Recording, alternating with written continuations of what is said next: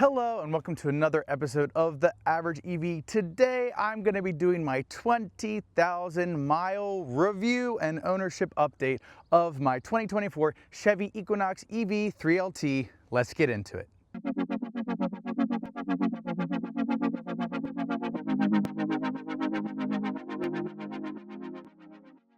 All right, everybody, before we get into the video today, I want to mention this video's sponsor, Recurrent. Recurrent is an awesome service. Basically, what you do is you connect your car, it collects data privately about your charging and your battery, and then it uses that to compare with other cars that are similar to yours and tells you basically how your car is doing. Also, with all of that collected data, it can share what your range is going to be throughout the seasons. So as the weather and temperatures change in your area, your zip code, it'll show you what sort of range you can expect. And the more people that join, the better.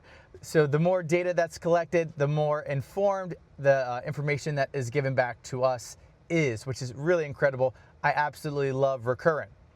Additionally, Recurrent is super useful when you're shopping for cars. On cars.com, they actually include Recurrent data, and you can see the Recurrent score, which is kind of a numeric value to show you how good the battery is, if you will. And it can be useful for you when you're shopping for cars. And not just when shopping, also when you're selling your car, when you go to trade it in or sell it or whatnot.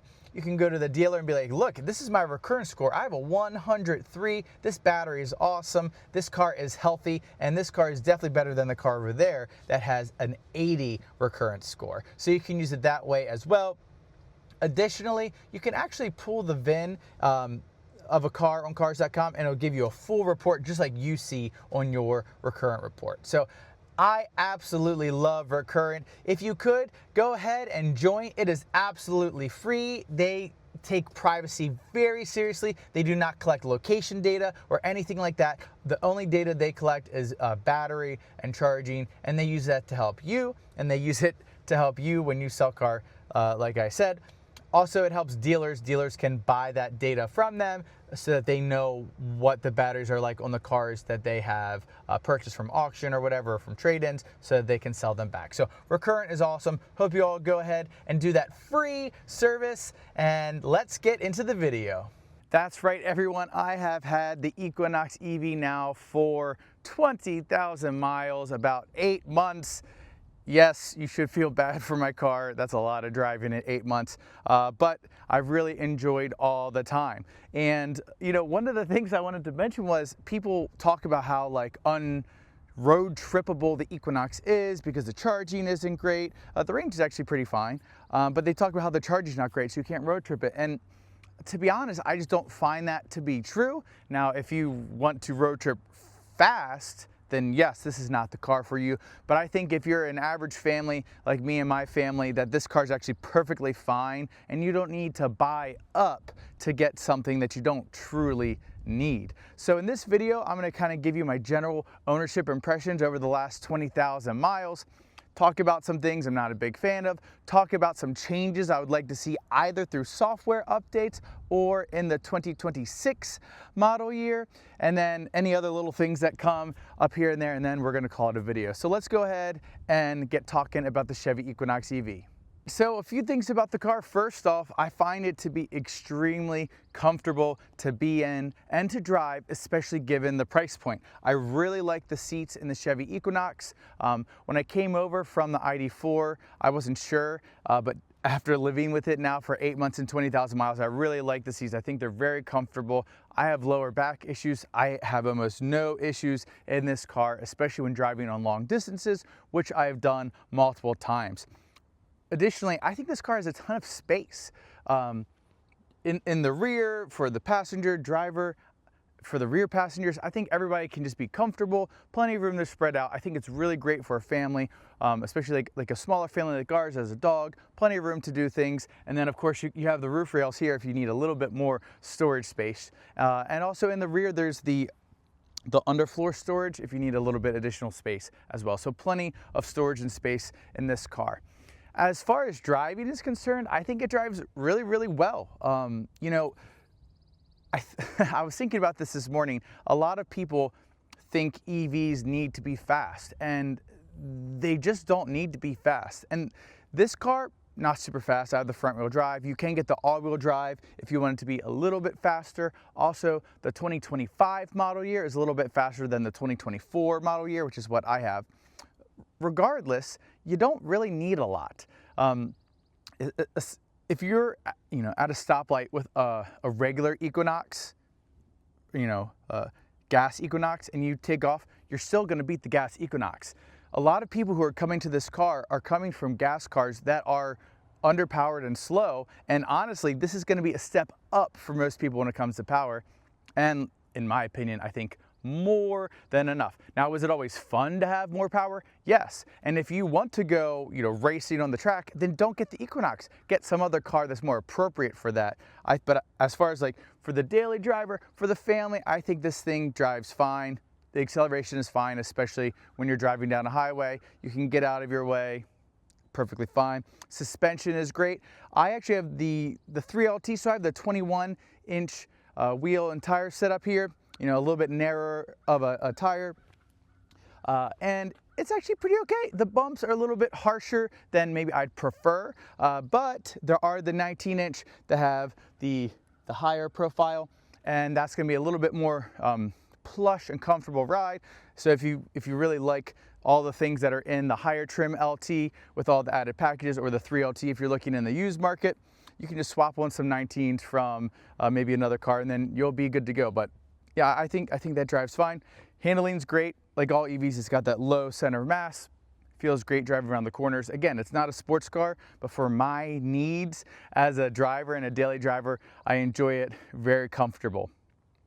To continue talking about the drivetrain, with the front wheel drive, I don't feel as though I'm spinning the tires out. I used to have a Kona, and I would spin those tires every time I accelerate. I think the way that they have the motor tuned and the horsepower allotted, I think it's perfect for the car, whereas you're not going to spin out, roast your tires, then be buying a lot of tires like I did back when I had my Kona electric. So yeah, so those are a couple general impressions about the car. I mean, I love it. I really do love it. It's really comfortable. At this point in time, we're going to be taking this car all the way to Disneyland, and I'm not even going to bat an eye because I know that it's going to be a comfortable ride. We're going to have plenty of space. We might not even need to put our car top carrier on, which is going to be great. And then, of course, we have the luxury to literally charge wherever we want. We can use Electri America, Iona, Tesla superchargers, and we can travel all the way to California and have pretty much no issue from what I can tell. So really excited to bring that trip to you all. But yeah. So let's do a quick walk around, just give you my impressions about some things with this car over the last 20,000 miles. All right, everybody, so let's just kind of walk around, give you my thoughts about this car. So first off, I still love the styling of this car. Every day I walk up to it, I'm excited to come to it. It's just an incredible looking car, I think. I've been noticing it just kind of looks like a bigger tracks, so they just updated the tracks, and I think it just looks like a bigger track. So if you're into tracks and you're looking at going EV, this is a bigger tracks, at least in my opinion. Very similar styling. So there's that. As far as like the daily use with the charge port, I do like that it's a manual door, which is nice. I wish that this was like one of the flaps that would pop out, but not the end of the world. I've left it on just in case. It doesn't hurt, but yeah, there's that. So I do like this setup. The Blazer has an automatic one, and so does the Lyric, and I don't like that. It seems like an issue, and I think in winter it was an issue for some people, so manual, that's the way to go. Good choice, and it was probably the cheaper choice, which is the more likely reason they did it. I actually haven't used the roof rails yet at all, but on our cross-country trip, we're likely to use those, maybe have the roof box, we'll see. If we don't need it, we won't. But now the handles, I like them, I really do. I like that they pop out, but sometimes I don't want them to pop out, like when I'm recording videos for you all or doing a car wash. So that's a little bit annoying, but I do like the style. I like how when you touch this and unlocks everything. I've actually come to like that, I think, before I complained about it, which is fine. You get used to it over time. You can set it up different ways on which doors you want to unlock. Some people in comments have told me, there's a reason they don't want all the other doors to unlock. I get it for safety reasons, but for me, I like that when I unlock that, it unlocks everything. Now coming to the back, I just want to pop this. Actually, there we go. We'll do AutoSense liftgate. Again, I have a love-hate relationship with AutoSense liftgate because sometimes it works perfectly and sometimes it opens up when I don't want it to, but I'd rather have it than not have it, so I do leave it on. Back here, oh, by the way, this is my best EV mod mats. I've actually been really liking these. They've been holding up well.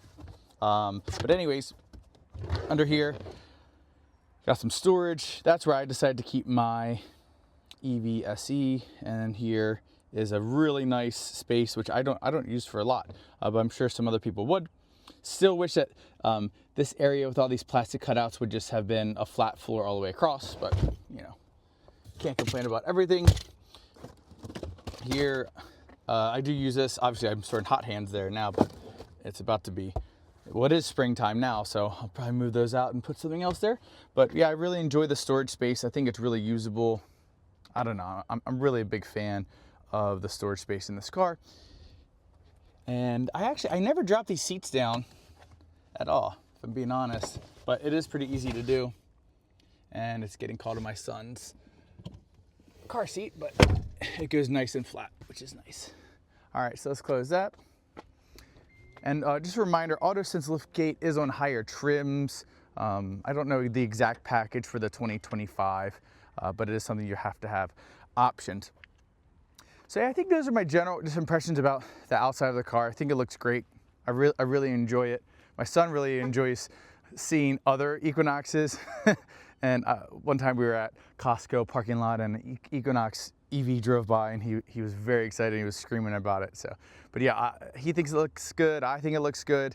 And hopefully you all do too. I definitely can see if you like a more traditional look, how this might not be for you. It's a little bit more futuristic-y, but in my opinion, it's not too futuristic-y.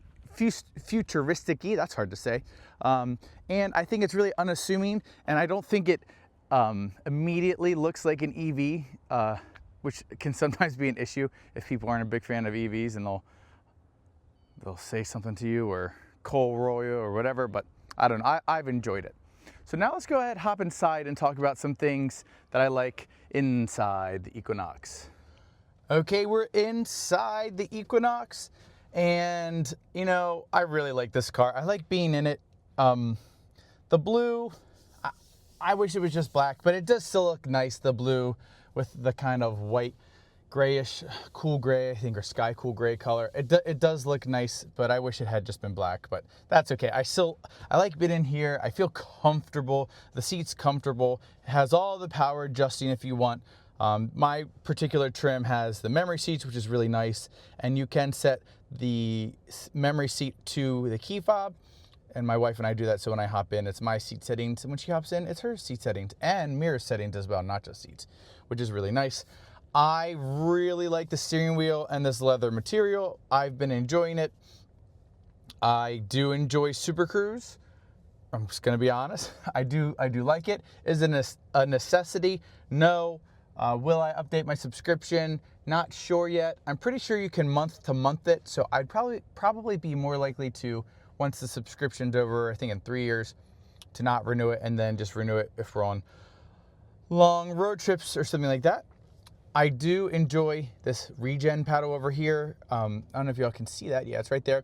I use that to come to a complete stop all the time as a part of the one pedal braking system, and it just gives you a little bit more if you need it at the very end, if you didn't perfectly time up the one pedal drive. And I guess going into that, I really love the one pedal driving. I think the one pedal driving is extremely well tuned. Let me just show you all in here. Where's Seymour controls? Driving park, here it is. So I usually leave it on the normal setting, but high is really aggressive if you want it, and you can turn it off. But I think normal's great. It works perfectly. It feels really nice. And the best part is in wintertime, when the battery's cold and can't accept more energy, instead of you losing regen, it just blends in the friction brakes, and you don't even realize that you're not getting regen. So it still feels the same. So you always have the same driving experience, and you can still do one pedal driving even when there is limited regen, which is really nice and something I've really loved over these last 20,000 miles with this car. just going more about kind of the inside of the car. I like the buttons and the knobs and how easy it is to use for everything. I've really enjoyed this and just being able to put a ton of stuff in this. And I also have my best EV mod right here. Goes in here over top, gives you a little bit more added space. That's really nice. I think this is kind of a weird compliment, but I like the cup holders. They have these kind of like bulgy things, and so whenever you put your cups in, like pretty much every cup fits nicely, which is awesome. The USB-C has been great. I'll charge my computer or my phone or any of the other things I use to make these videos for you all. Works great. I guess this isn't a compliment, but I just wish there was a sunglass holder. I don't know what's up with not having sunglass holders, but I guess it's because of this OnStar module that has to be that way, but that's fine. And then obviously just a bunch of space in the back.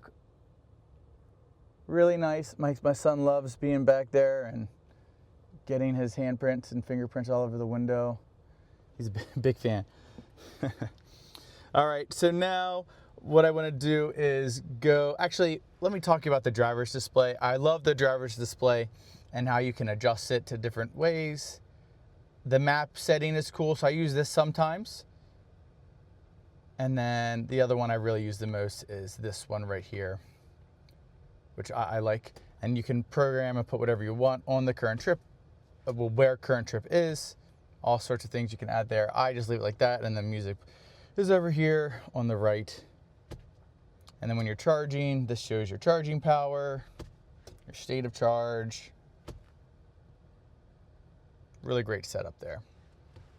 Okay, let's dig into the infotainment. Now, the infotainment's a little controversial because they chose to not add Apple CarPlay and Android Auto.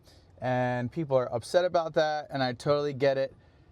It is, in my opinion, that I truly don't miss it. I just don't. I never needed it. Everything I want is available. Spotify works great.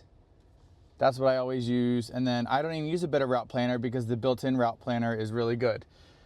So those are just my thoughts. Now, do I think they should have made it available for people who wanted it? Probably. Did they do it because they want to make money with OnStar and all those packages? Probably.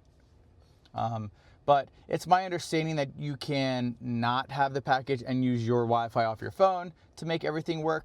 I believe I've seen some reviewers who didn't have everything activated, use their phones, and were able to use it. So there's that if you want to know that. But I like having everything built in and integrated, and it works really nice for me. Let me just show a couple things with the route planner that I like. For charging, you have settings to do whatever you want. I recommend leaving it on the 150 kilowatt or faster because superchargers actually won't show up if you do 350 or faster. So you have to do 150 kilowatts or faster. There you can select NACS adapter if you want to have that as an option. Some people might not want to. And then you can pick your different payment options. Whoops. Hold on, let me go back. There we go. Pick your different payment options. They have all these networks available. And they'll have more. I'm kind of shocked Iona is still not on here since GM is a member of Iona, but okay. But yep, so that's nice. And then let me just do a quick little trip here to show you all. All right, here, so I picked a destination of Denver. Get a little route plan going on here.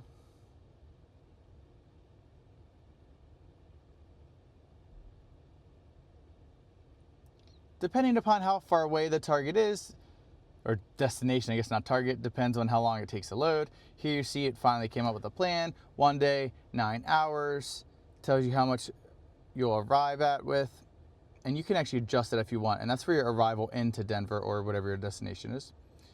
And if you want to look at the stops, we can. Here shows all the Tesla superchargers, and then when you arrive there, it does tell you what to charge to.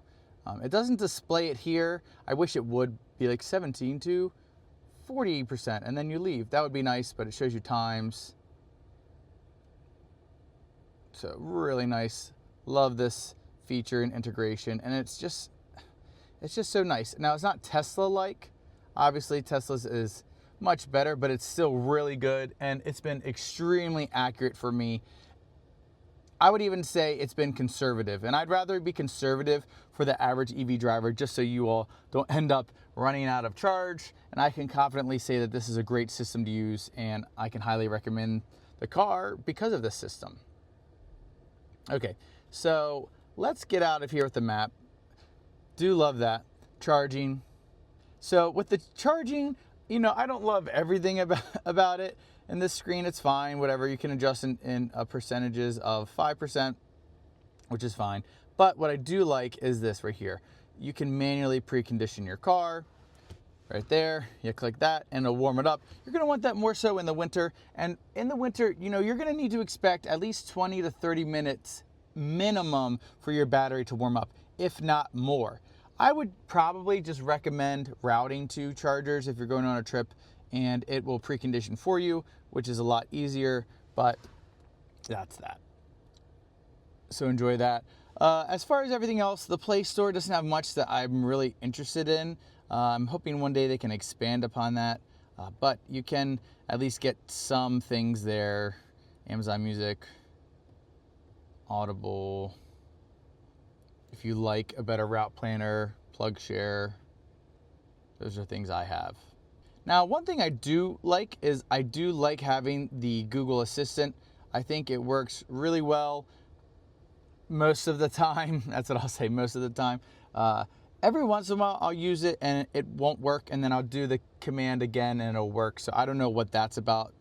Maybe that can just be fixed with software update. But I love that I can drive. I can say, hey, play the song. It'll find the song, it'll play it, and I don't have to fiddle through everything. In fact, Spotify won't let you fiddle through everything anyways, which is a good thing.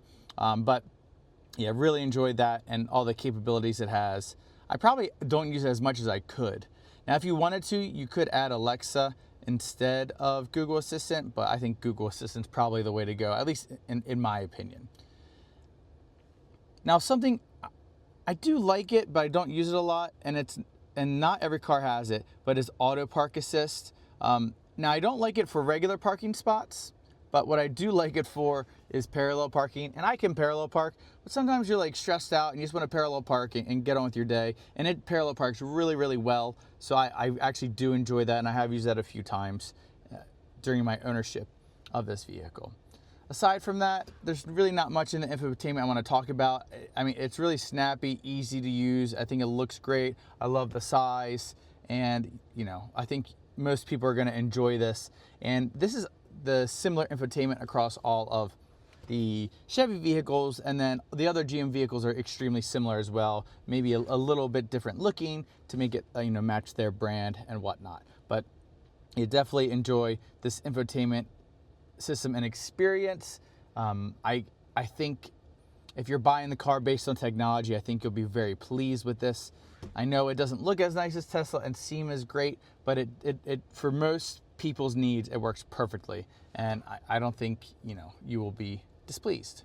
Okay, so now I just want to talk about some things I don't love about the Equinox over my last 20,000 miles. So one thing is, and whenever you get a new car, new technology, there's always going to be bugs and issues. And this car has had a bunch of them. And fortunately for me, most of them have been not that big of a deal. So just, it'll be random things where like something doesn't work, but then I get out of the car, come back, it does work, or something doesn't work, and I'll do a manual reset where you hold down the hang up button on the steering wheel. You have to be parked. You can't be driving while you do this. And then it does a reset of the infotainment, and then it works. Just little things like that. It's just more annoying. And it doesn't happen often, but when it does, it's just like, really? But at least they clear, they go away, and it's fine. And again, just to remind everybody, you hold down the hang up button, and then it will reset. You click reset the infotainment, and then you'll be fine most of the time. And I made a video about this one time where literally like my GPS wasn't working at all, and I couldn't use Super Cruise, I couldn't use navigation, I couldn't use anything, and that was really annoying. I scheduled a service appointment that day. The next day I got in my car and it was fine. I've heard a couple people had that happen to them and it cleared as well, but I've also heard it happen to a couple people and they ended up having to go in and get the whole telematic system replaced. So I don't know, it's a new car, it is what it is, that just happens with new cars, but wanted to share my experience there. It did happen, but it cleared. We're good to go. And I was like going on a trip that day, and I was like, are you kidding me? And then the last thing I want to talk about that I don't truly love about this car is the charging. Now, I do want to clarify. I think the charging's good enough for the average driver. I truly do. If you're a family, like my family, the way the charging is now is actually fine, and it's not a big deal, and it doesn't slow us down on a trip, which is good. But me being like a tech guy, and I really like seeing like good charging and consistent charging, it's just a little bit of a disappointment to me that it's not the exact same charging performance when everything is in, you know, relatively fine conditions. For example, when I was doing my initial charging test on this car, it was the summertime, it was hot. My first charge session ever was 51 minutes. And then they seemed to get less and less as it got cooler. And so it was very clear that heat had something to do with the charging, and the cooling package and how they have everything tuned isn't working great, and it's extending charging times. Now, do all EVs have charging issues when the batteries get hot? Yes, if they don't have really good thermal management systems. The ID4, on the other hand, I took that on a road trip all the way to Austin, Texas and back, going through like terrible heat, and that thing charged exactly the same every time, no matter what. They had the thermals worked out, and all I want is just a consistent charging experience. If it's 40 minutes, that's fine. Just give me 40 minutes every time so that I know what I'm going to get. Now, obviously in the cold, that's a whole different thing. You got to make sure you're preconditioned. I'm not talking about that. I'm talking about when conditions are relatively normal, you know, 70s, 80s, maybe a little bit warmer. I want to see the same charge rate, charge time every time. So when I'm planning my trip, I know what's going on. If I have to add 15 minutes for every charging stop because it's really hot outside, that's going to extend my trip by a lot. And it's just, in my opinion, not acceptable. I do believe that they can fix this. I hope they will fix it. And if they could honestly get it to 36 minutes, 37 minutes, that would be ideal. I've consistently, during the winter time, seen 10 to 80 in 36 minutes with the Equinox EV. So it's definitely possible. I just want that to happen every single time. Okay, so I'm gonna stop talking about that, and now I'm gonna talk about updates. So I have some good and I have some bad with updates. All right, so let's start with the bad with updates. I'm gonna go ahead and show you all where it is. Settings, scroll down, updates, updates and history. Okay, so here it is. Here's all my updates. I've gotten 4 so far. First off, I got updates, that's good. But on some of these updates, I did have some issues. My very first important update, when I went to install it the first time, it failed. I then later disconnected it from Wi-Fi, and then it worked perfectly. So I knew after that I should just not connect it to Wi-Fi and it'll be good. So then I got the next update, and this update brought brake performance, inaccurate front impact, over-the-air software update improvement, inaccurate messages with the key fob, and battery performance. So that was great, incredible. We didn't get another update till March, which honestly is perfectly fine. And we got this one, which was an update for updates. And unfortunately, this failed 3 times. It then kind of disappeared completely. And then one day it finally came back. And when I went to install it, it finally worked. That was a little annoying. I was almost about to like schedule an appointment with the dealer to get them to install it. I wish it just worked the first time, but based on some sources I have, they're trying to fix the update system so that that doesn't happen, and clearly that was one of the issues. So hopefully that update fixed it. And then after that, I got this update, and this one worked flawlessly. So I guess their update for updates worked. And then this was for Super Cruise performance. I did notice an improvement in Super Cruise, which was great, and I'm glad they were able to do that. And I think going forward, you know, as they fine tune this update system, I think it's only going to be an asset for this car so that they can continue to improve things. Like I said earlier, hopefully they will improve the charging. I'm waiting for that video for me to be able to put that one out for you all. But yeah, I can only see over-the-air updates being a positive thing, and I'm glad that this car has it. My ID4 has updates, and we've received one update in the entirety of that car, and we ended up having to take it in to get it done. Whereas with Chevy, I've had 4 updates, and I was able to do all those at my house. It was not without some kind of problem, but it did eventually work, and hopefully over time it'll continue to work. So yeah, I've been pleased with it. I'd love to hear about your experiences with updates down below, but you know, they're doing all right. Not as good as Tesla, but they're doing all right.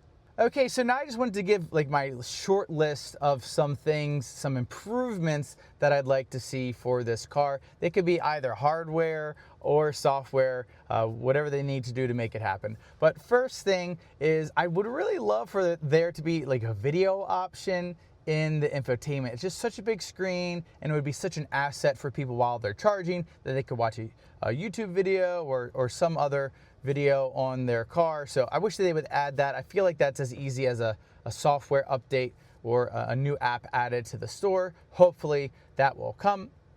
Another thing, this is a specific update I'd like for Super Cruise. I'd like for there to be an offset speed.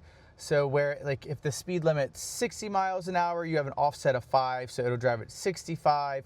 And then as you're driving, if the camera picks up a speed sign that maybe it's 70, well, now it'll bump you up to 75 and leave you at that 5 mile an hour offset. At this point in time, it is my observation, when you're using Super Cruise, you have to adjust the speed whenever, which is fine. It's not that big of a deal, but it's a little thing that Tesla does and some other manufacturers do that would just make the experience a little bit better, a little bit more seamless, and a little bit more Super Cruisy and more hands-off. Hopefully they can do that. I already mentioned this other update I'd love for a future Equinox, or for maybe just for this Equinox through an update, would be improved charging, consistent charging. And then last thing is, and I've mentioned this I think in one of my earliest reviews I did of this car, for the charge port to lock. The charge port, it's on the front left. When you plug in an AC, it doesn't lock in the AC, so anyone could just come by, unplug it, and throw it down, and then your car doesn't charge. Now, has it ever happened to me? No. Could it happen to me? Yes. Would I be annoyed? Absolutely. My ID4 and many other car brands will lock in the handle so that no one can take it out until the charging's complete, and then people can take it out if they desire. So I feel like that is probably an easy software update, because it already locks when you have the CCS in, so I don't see why it wouldn't be able to lock when you have the AC in. I don't know. That's just something I'd really like to see with this car. All right, everybody, so the big question, should you get this car? And I have to say yes. I mean, it's a great car. It's comfortable, plenty of space. The price is right. It's got good range, and I think that you should strongly consider this car. Now, a lot of people have been, you know, trashing the Equinox, frankly, because of the charging. It's not great. It's not great. It's not terrible. It's really not bad. I've cataloged in some of my road trip videos with my family or myself, where a lot of the times I was waiting, the car was waiting on me or waiting on my family. We had to go in and do things. We have to use the bathroom. We have to walk around. We got to walk the dog. We have things we have to do on road trips. And honestly, it's also nice to just be out of the car for a little bit. You know, I have back issues. It's nice to kind of walk around and stretch. But the car's fine. It truly is fine. If people want to really keep emphasizing and highlighting the charging, they can. But in my experience of actually road tripping it, actually using it as a consumer, as the owner and the primary driver, I think it's great. I do. I do. Do I wish it was a little bit better charging? Yes. But is it the end of the world? No. Does it truly need better charging? Probably not.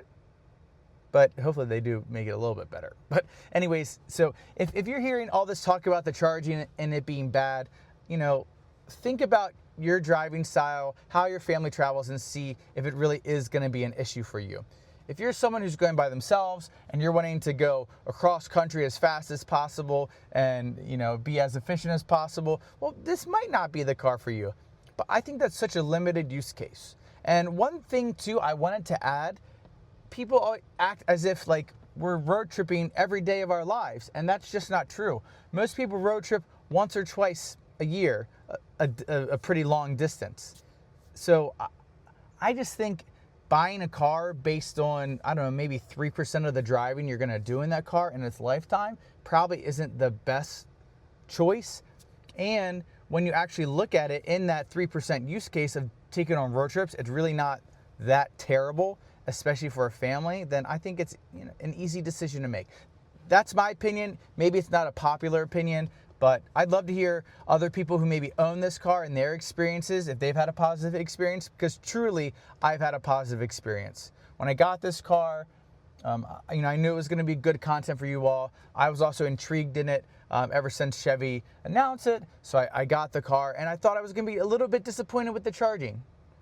I was, but once I was taking it on road trips, when I did my boomerang challenge, I realized, you know, maybe it doesn't matter. Maybe it doesn't matter. So I don't know. I think the charging's fine. Anyway, so yep, I think you should get this car. It's just such a great value for what you're getting with the car. And if you want more, you can of course option up.